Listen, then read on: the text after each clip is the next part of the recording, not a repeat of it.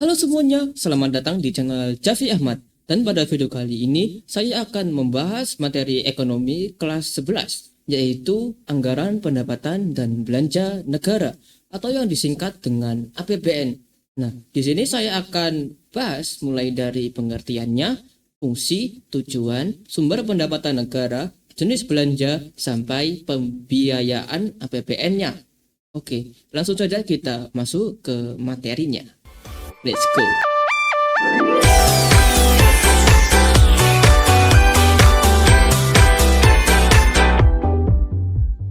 Apa itu APBN? Jadi, APBN itu adalah singkatan dari Anggaran Pendapatan dan Belanja Negara. Ya, secara umum APBN ini adalah daftar yang memuat rincian pendapatan dan pengeluaran negara dalam satu tahun anggaran. APBN ini berlandaskan dari Undang-Undang Nomor 17 Tahun 2003 tentang Keuangan Negara. Selanjutnya ada fungsi dari APBN. APBN memiliki 6 fungsi utama, yaitu fungsi otorisasi. Fungsi otorisasi ini membuat APBN menjadi dasar hukum untuk melakukan pendapatan dan belanja negara selama 1 tahun. Yang kedua ada fungsi perencanaan. Fungsi perencanaan ini membuat APBN menjadi pedoman pemerintah dalam merencanakan kegiatan pembangunan. Yang ketiga ada fungsi pengawasan. Fungsi pengawasan ini untuk menilai apakah pelaksanaan anggaran APBN itu sesuai rencana atau belum terlaksana. Ya, selanjutnya ada fungsi alokasi. Fungsi alokasi ini untuk mengurangi pengangguran, mencegah pemborosan sumber daya, mencegah pemborosan SDA ya, dan meningkatkan efisiensi ekonomi. Yang selanjutnya yang kelima ada fungsi distribusi. Fungsi distribusi ini menjamin pemerataan pendapatan dan pembangunan yang adil di seluruh daerah.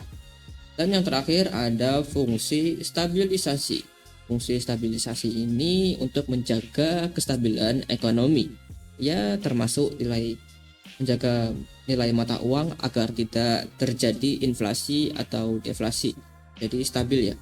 Oke, selanjutnya ada tujuan dari APBN. APBN itu bertujuan yang pertama sebagai pedoman pendapatan dan belanja negara. Yang kedua, meningkatkan produksi, kesempatan kerja, dan pertumbuhan ekonomi. Dan yang ketiga adalah menjamin kemakmuran masyarakat. Ya, APBN itu juga mendukung kebijakan moneter. Salah satunya adalah agar nilai mata uang agar tetap stabil. Ya, ini termasuk dalam fungsi stabilisasi. Oke, selanjutnya ada sumber penerimaan APBN. Itu ada dari dalam negeri. Kalau dalam negeri itu ada pajak, penerimaan pajak. Contohnya ada PPH, PPN, PBB, bea cukai. Ya. Selanjutnya ada PNBP. PNBP itu adalah singkatan dari penerimaan bukan pajak. Contohnya ada hasil SDA, laba BUMN, pendapatan BLU. Dan yang terakhir itu ada dari hibah. Ya. Hibah itu adalah dana yang diberikan secara sukarela, secara cuma-cuma, bisa berupa uang, barang, jasa, atau surat berharga, dan tidak perlu dikembalikan. Jadi intinya kita sudah dapat gitu, nggak usah kita kembalikan. Oke, ya, selanjutnya ada belanja pemerintahan pusat. Ini ada organisasi. Organisasi ini ada belanja kementerian dan belanja bendahara umum negara. Ya, ini dikelola oleh Kemenko. Selanjutnya ada fungsi dari belanja pemerintah, yaitu untuk pelayanan umum, pendidikan, pertahanan, keamanan, lingkungan, kesehatan, ekonomi, perlindungan sosial, dan lain-lain. Seperti itulah. Selanjutnya ada jenis belanja. Jenis belanja ini ada belanja pegawai, belanja barang, belanja modal, pembayaran modal utang, bunga utang, subsidi, dan bantuan sosial. Selanjutnya ada pembiayaan APBN. Ya, APBN itu bisa mengalami surplus. Surplus itu adalah keadaan ketika penerimaan itu lebih besar daripada pengeluaran atau belanja. Selanjutnya ada defisit, yaitu ketika penerimaan lebih kecil dari pengeluaran atau belanja. Ya, kalau defisit, pemerintah mungkin ini butuh pembiayaan tambahan. Contohnya ini menerbitkan surat berharga negara atau SBN seperti utang negara yang dibeli oleh masyarakat.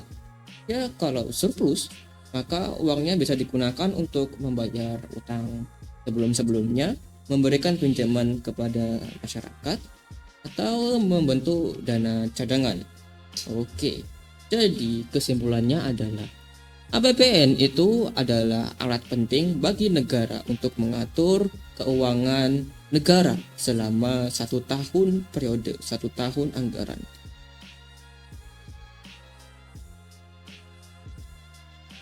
Ya, jadi dari APBN ini kita bisa tahu pendapatan itu dari mana saja, uang negara kita tuh dipakai untuk apa saja. Ya, kalau APBN ini kurang, negara cari dana itu dari mana saja. Dan jangan lupa, selain pemerintahan pusat, pemerintah daerah juga punya versi anggarannya sendiri, yaitu APBD. Ya, apa itu APBD? Ya, tunggu saja, nanti akan saya bahas di video selanjutnya ya. Ya, oke. Bentar, saya tulis dulu ya. Pendapatan dari mana? Oh no. Dari mana? Uang negara dipakai apa?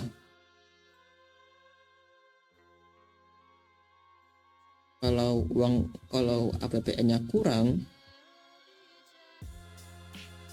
dananya itu cari dari mana? Ya, begitu.